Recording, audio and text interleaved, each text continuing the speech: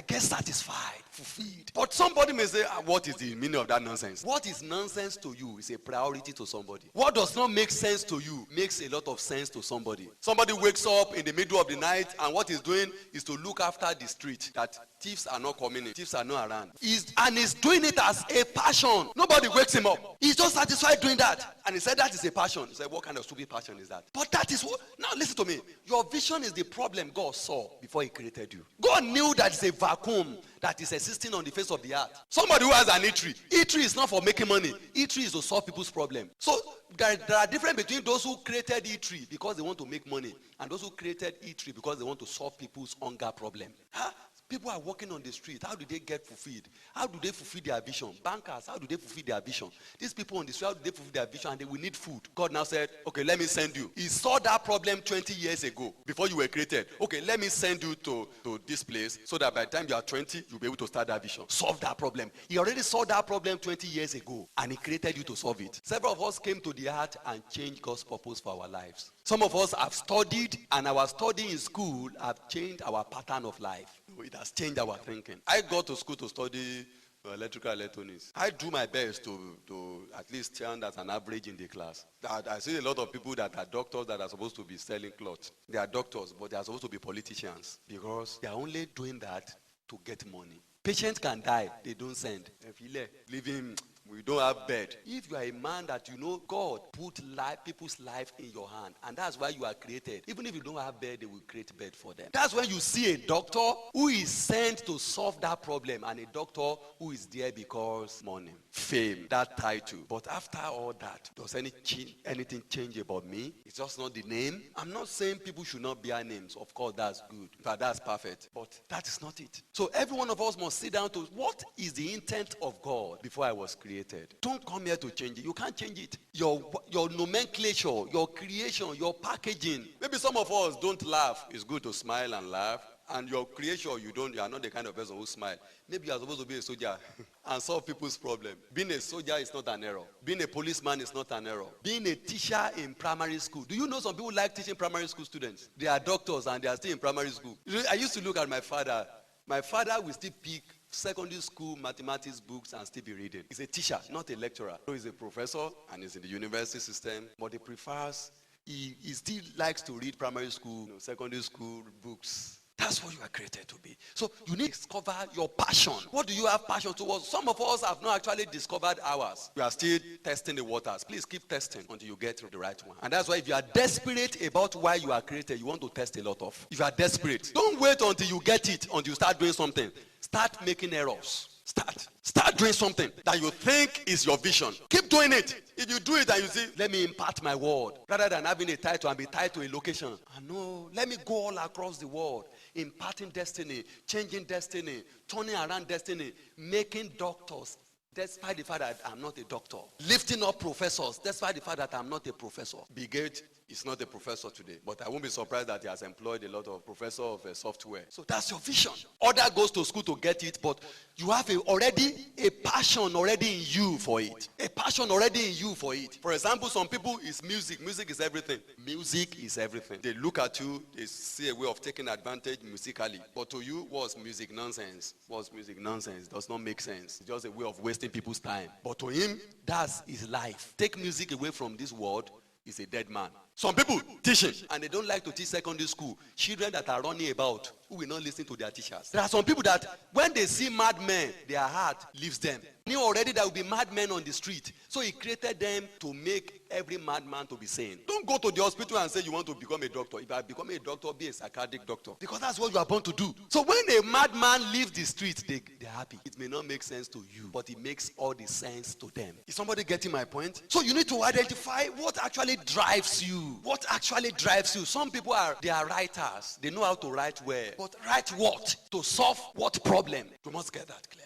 When you are writing, what kind of problem are you solving? And that's why I say your gift is not your vision. Now let's define what is vision. We have a lot of definitions to go. Vision is the reason behind our existence. Living outside is like as if you are not existing. The reason behind our existence. That is why God created you. That is your vision. Why are you existing? If you take it out of your life, it's as good as if you are not existing. That is vision. We still differentiate between vision, purpose, and mission. Vision is actually your destination, your destiny. But where you are may not look like it. But what is the reason behind your existence? And that's why most of the times we tell people it's only God that can answer that. I was listening to Miles Monroe yesterday, said, you are already a finished product. And God is a God of end before the beginning. Every project God starts, he has concluded before he started. You are already a finished project. So God knew everything you will need to fulfill vision, and he has packaged all of them in you. So the reason behind your existence, that's your vision. You ask yourself some questions. Why am I actually existing?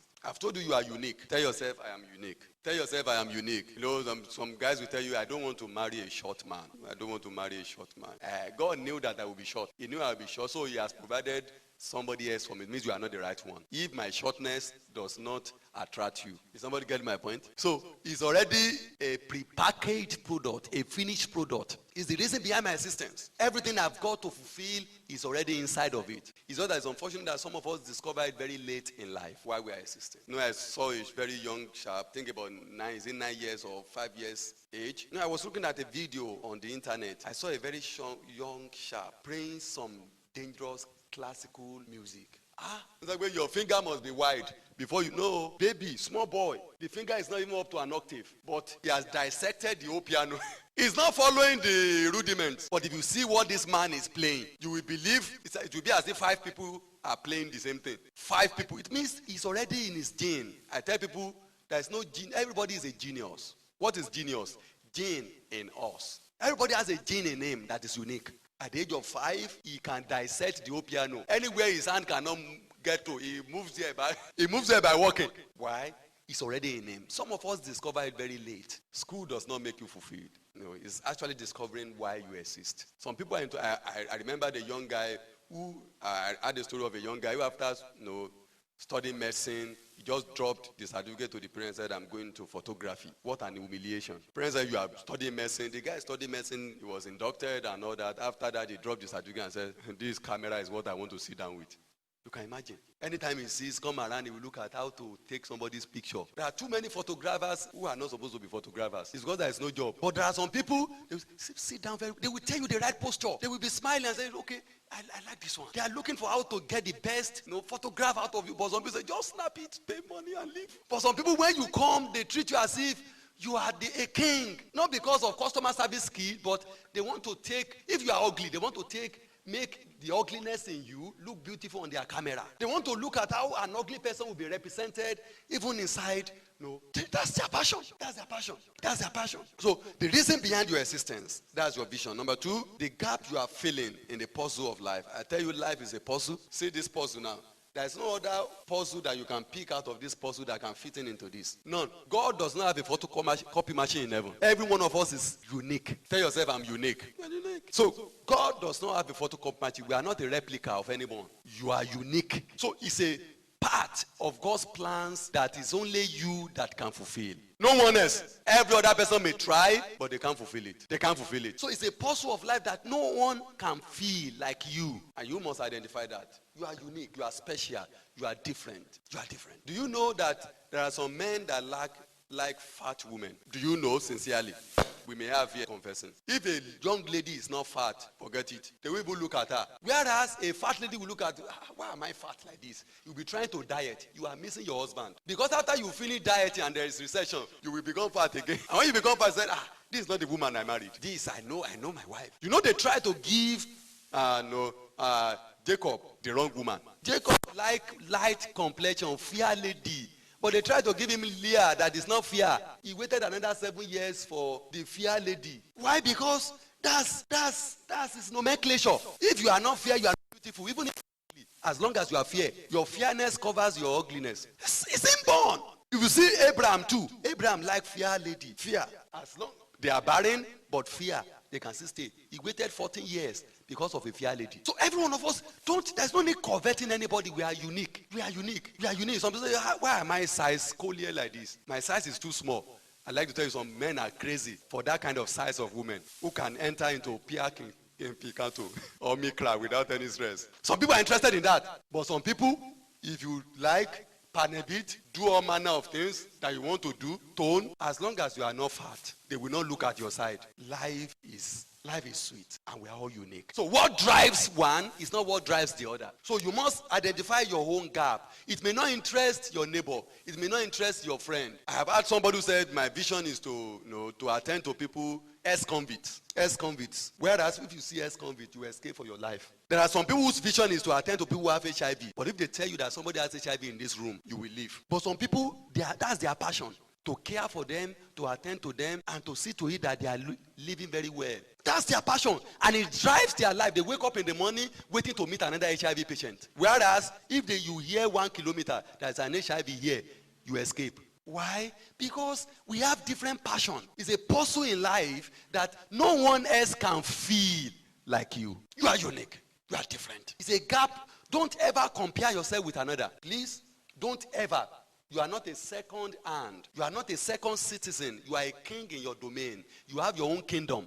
And that kingdom, that domain, that's your vision. Now, what is vision? The future, your future that is revealed to you now. Vision is a destination, but it is your future that is revealed to you now. Your future that is revealed to you now. Vision is an end product. So it is revealed to you now. So you pursue, that's why we pursue vision. Because it's a destination. You are not there yet. It's bigger than you. You are not there yet. And that's why I tell people, anything you do and you are able to exhaust before you die, I don't think that's your vision. Something you can complete within 2 years, that's not vision. Your vision is always bigger than you. If it's not bigger than you, it's not from God. That's why you see some people establish institutions that after they are dead, the institution dies. Your vision outlives you. The impact outlives you. And that is vision. Your future revealed to you now. So you may not be there, don't be bothered. You will soon get there. Now, number 4, the problem you were created to solve. The problem you were created to solve. And that's why I tell people, whatever they tell me. I was looking at Steve Harvey, a comedian. I was listening to some of his interview, I think last 2 weeks. Now he has turned to a motivational speaker, but he was a dangerous comedian. He still do comedy, but now he now motivates people. Now, he now said what he now discovered as his vision is that his gift is that he has ability of turning what people are thinking to something that can impact them. People will say a word, when you pick up that word, by the time you coin it for them and repackage it for them, it will say, wow. But he got it from your mouth, but he will coin it and present it properly. And when you hear it, wow. He said that is his gift. And he now saw that gift can reign in the place of comedy. You will just take your difficult situation and just turn it around and put it to your face. So he now motivates. Goes around to motivate people, encourage people. Maybe he now saw that his vision is not actually to make people laugh, but maybe his vision is to lift burden from people's heart. So you must actually discover the problem you were created to solve. What is the problem? Everybody has a problem to solve, but there are too many problems in Nigeria. But don't look for one. Identify the one you were created to solve. God knew you would be born in Nigeria. He knew you would be born as a dark complexion man.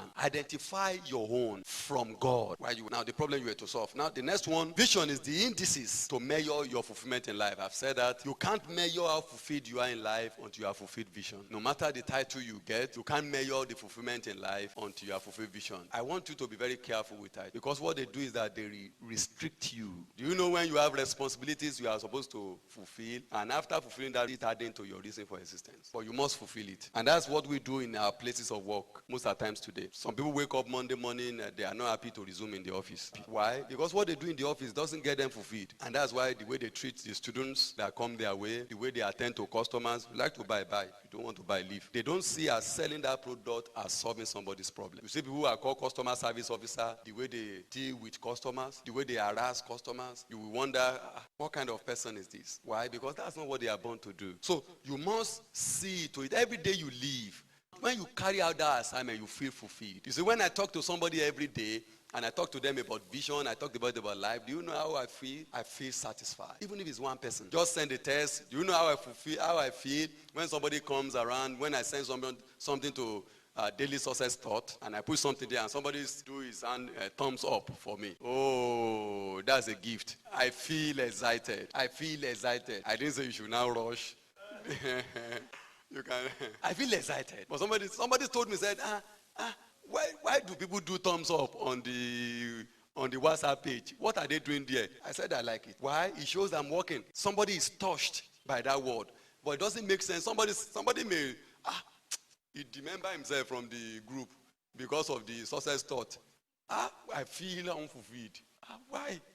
Is it that I didn't say it well? Because that looks as I like to lift people up on a daily basis. So when I feel like I'm not doing anything, I will just send something to somebody. I want to know what somebody is going through. And I want to see how I can help out. I want to know the trouble somebody is going through. I want to change the countenance of somebody. That's what gets me fulfilled. That's my reason for existence. That's why I'm here. So any day I don't do that, I don't feel comfortable. I feel like sending a text to somebody, Omo, you are doing very great. Give you a name that will make you very happy. And I will tell you sincerely, I motivate you, encourage you. That's what I feel like doing. That's what gives me success. That's what gives me fulfillment. So it's the indices that measures your fulfillment. And of course, God is the one that actually measures our fulfillment. So if you don't do it to satisfy God, you are not yet fulfilled.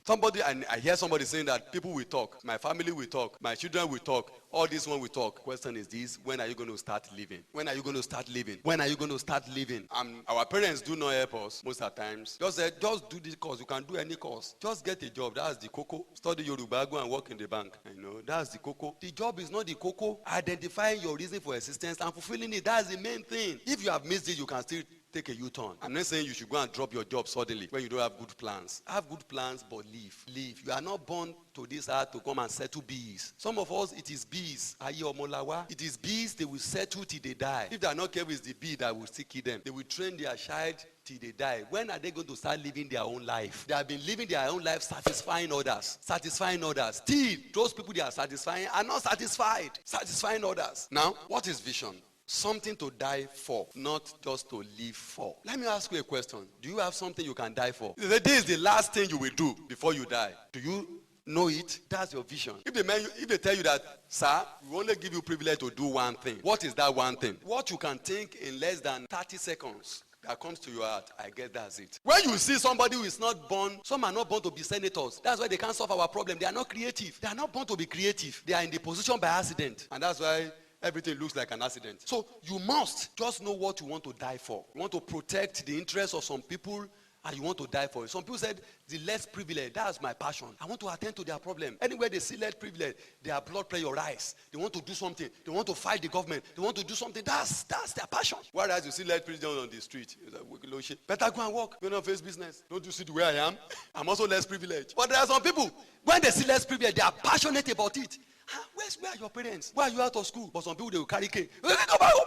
Go back home. But because it's not their passion, they don't want to know what that child is going through. I like to tell you, people are going through things. Your parents cannot handle that problem, but God placed some people in the world to help your parents handle them. But several of us have gone into civil service work, now putting on tie. So we must get that very clear. Something you can die for. Until you get it, you have not started living. Something you can die for. Now, the next one, the deepest desire that will not stop coming. Get what I said? The deepest desire that will not stop coming. No matter what you do, it will still keep coming. You tried, you have killed it by achieving so much, but the thing still kept coming. And it looks as if you have not done anything. It's a deepest desire, deepest passion in you. You are in an environment and you see somebody doing it, you feel, and that's what I think I should be doing. But because you now have a high caliber, you don't want to do it again. The deepest desire that will not stop coming, bigger than you and goes beyond you. Bigger than you and do what? And goes beyond you. I've told you earlier on that your vision must be bigger than who? Must be bigger than you. Let's go to the next one. The ability to see further than your eyes can see. We have said, seeing the end before the beginning. Now, what are the benefits of vision? Now, it makes your life simple and fulfilling.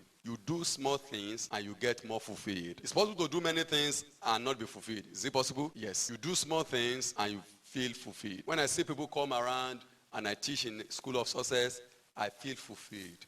I feel satisfied. I'm full of joy. You do small things and you feel fulfilled. That's one of the benefits. You don't do everything because not everything will get you fulfilled. I'm not sent to everybody. You hear my vision? My vision is to expose men to information and resource that will help them fulfill purpose. What are another benefit? Other benefit helps make quality and productive decisions and choices. Now, because you put your investment on what is important. You put your investment on what is important. You put your investment, your resources, you channel your resources. Now, I prefer to book an hotel to have a meeting like this than to go to Mr. Biggs and enjoy. No, I remember those days, I prefer to go and loan money to buy books than buying a new shoe, buying a new shirt. I'm not dressing well, but I prefer to go and loan money to go and get books, to get information, because I know somebody needs that information. So it helps you channel your resources in the right places. That's vision. You don't do what others are doing. You do what you need to do. You don't tame your life the way other people are taming it. Other may aspire to become anything. That's not your business. Aspire to become what will make you fulfill vision. And if anything will stop you, you better run. Better run for your life. Jesus was to be made a king. But did he become a king? No. Because if he had become an earthly king, he would be denied of becoming a king. He's a king over us now. But if he has embraced that one, he would have lost the other one. Remember I told you there's a difference between, the greatest enemy to the right thing is what? It's not bad. It's good. So stop pursuing the good things. Do the right things. And it's only vision that can help you do that. Now, it drives and motivates you. Now, how many of us have gotten to a point in life that you just sit down and look at it? Killer one leg, right? Look at it. What are we pursuing in life? What is even this life about? Let everything end now. And all of us get to gate of heaven.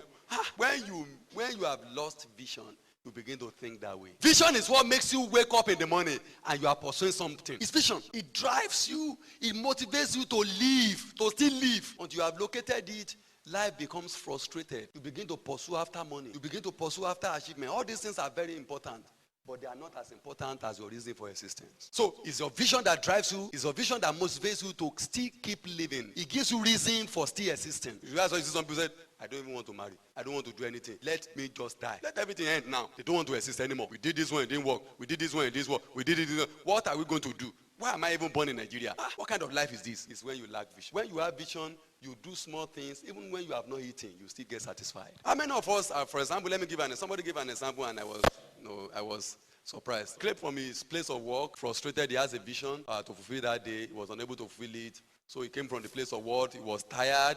He was frustrated. And the wife said, I think the way he narrated, the wife said, husband, when he came back from home, the wife was embracing and doing all that. He said, have you forgotten today?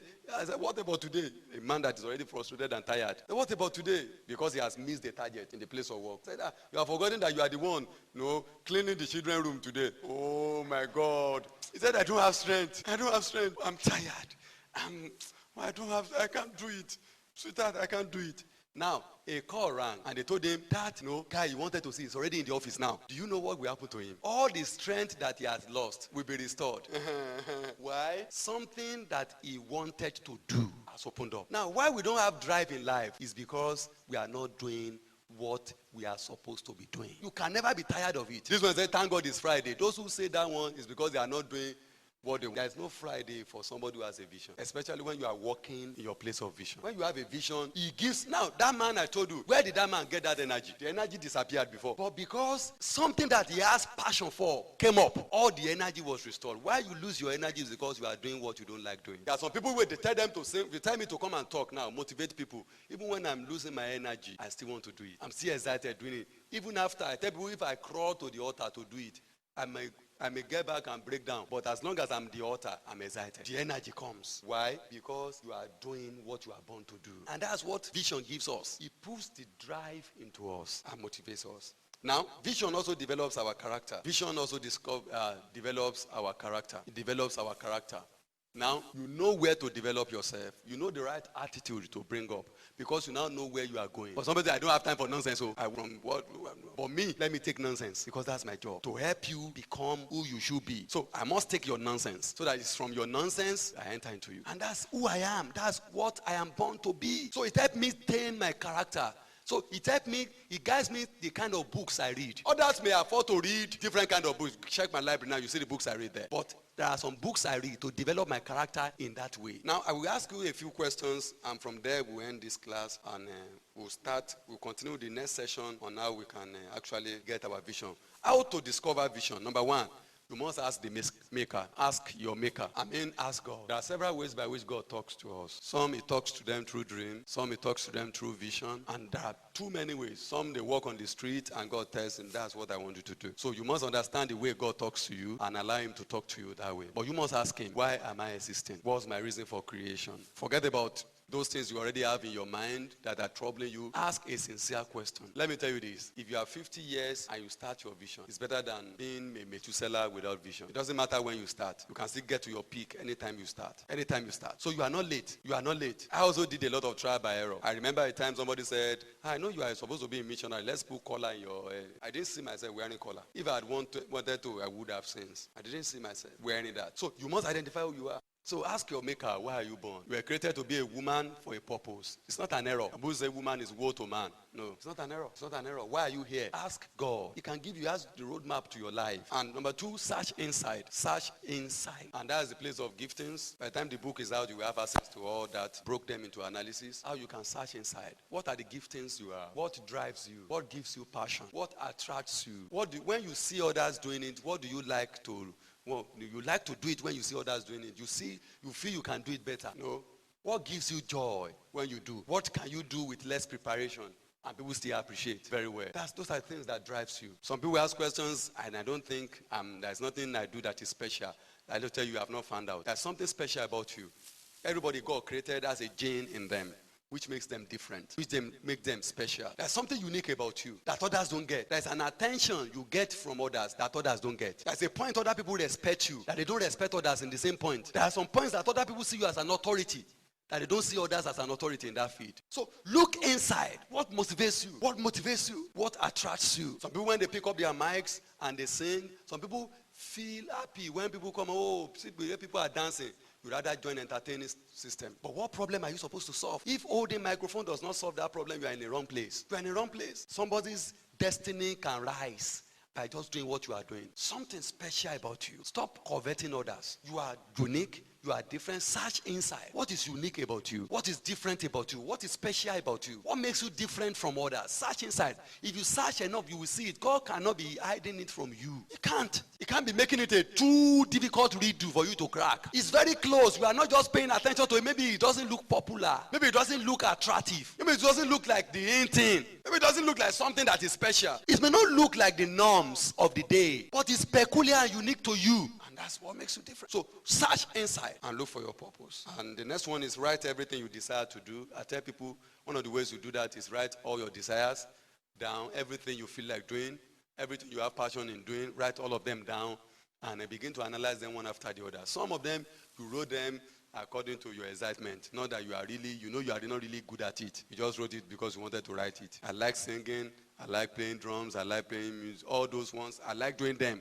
But I know right from the inside that I'm not born to be doing all those. It's because some people are supposed to be doing it and not doing it. That's why I'm doing it. I know that's not actually what I'm so that I won't be handicapped when they are not around. But I know that's not what I'm going to do. Summarize them into a sentence, and we'll be looking at that.